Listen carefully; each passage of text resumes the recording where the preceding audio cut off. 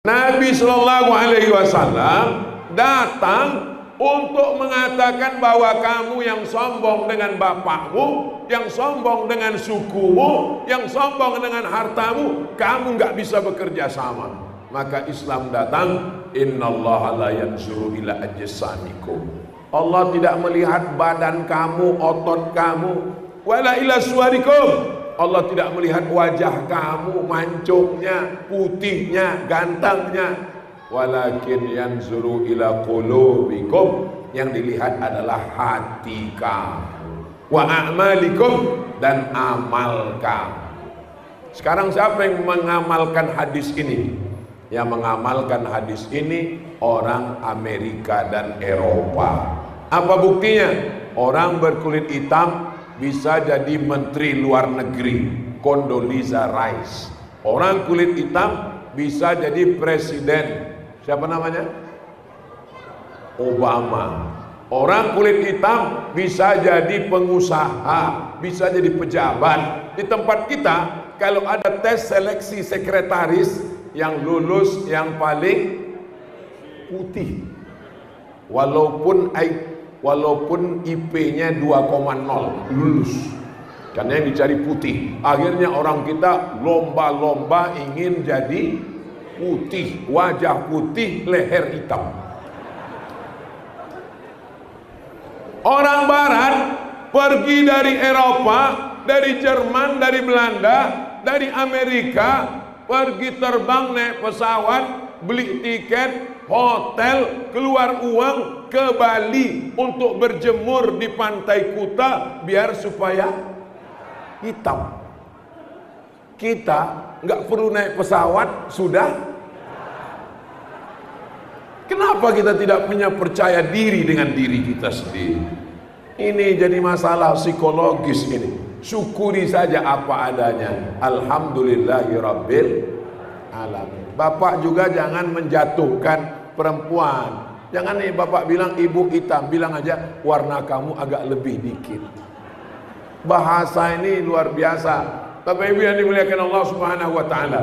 Islam datang, Abu Bakar, Abu Jahal, Abu Lahab, Abu Sufyan, Abu Hurairah di hadapan abu-abu ini. Kenapa Abu Lahab, Abu Jahal, Abu Lahab itu marah dengan Nabi?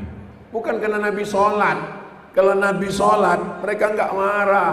Kalau Nabi puasa, mereka nggak marah. Yang buat mereka marah apa? Nabi menyamakan hamba sahaya yang berkulit hitam, yang miskin, sama dengan Quraisy yang kulit putih kaya raya. Itu yang membuat mereka marah. Mereka tidak mau duduk sama rata. Kalau sudah masuk masjid, tidak lagi ada pejabat, tidak lagi ada diplomat, semuanya sama antara pejabat, diplomat, terhormat, penjual tomat, Ustadz Somad. Sama semua di hadapan Allah Subhanahu wa taala. Betul? Ustadz Somad ngomong-ngomong begitu, tapi prakteknya di Masjid Jami Al-Ikhlas beda.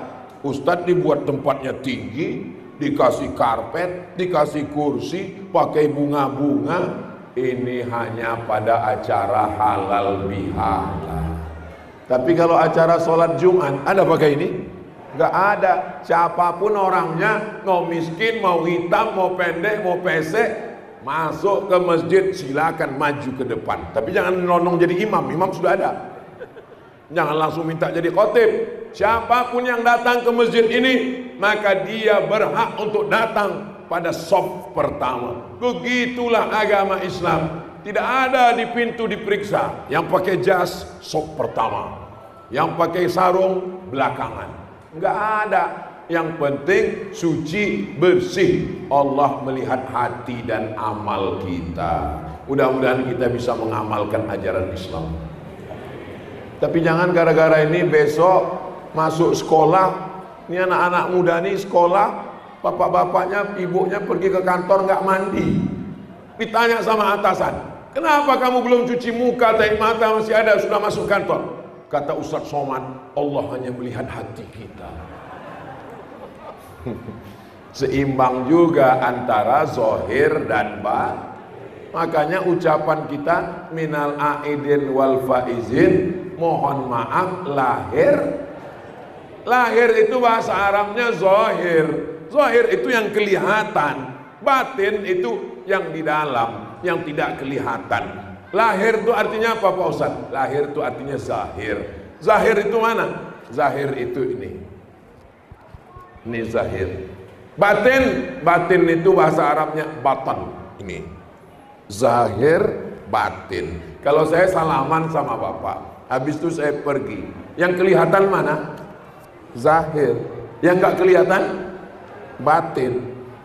Enggak Pak Ustaz, saya ngelihat Ustaz itu kalau mundur gini kelihatan batin. Mohon maaf, zahir dan batin, yang kelihatan dan yang tidak kelihatan. Siapa yang paling mulia di antara kita ini? Bukan yang paling kaya, bukan yang paling tinggi jabatannya, bukan yang paling putih wajahnya, bukan yang paling mancung hidungnya, bukan yang paling panjang titelnya. Yang paling mulia adalah atqakum, yang paling takut kepada Allah Subhanahu wa ta'ala. Takut itu kelihatan atau enggak kelihatan? Enggak kelihatan.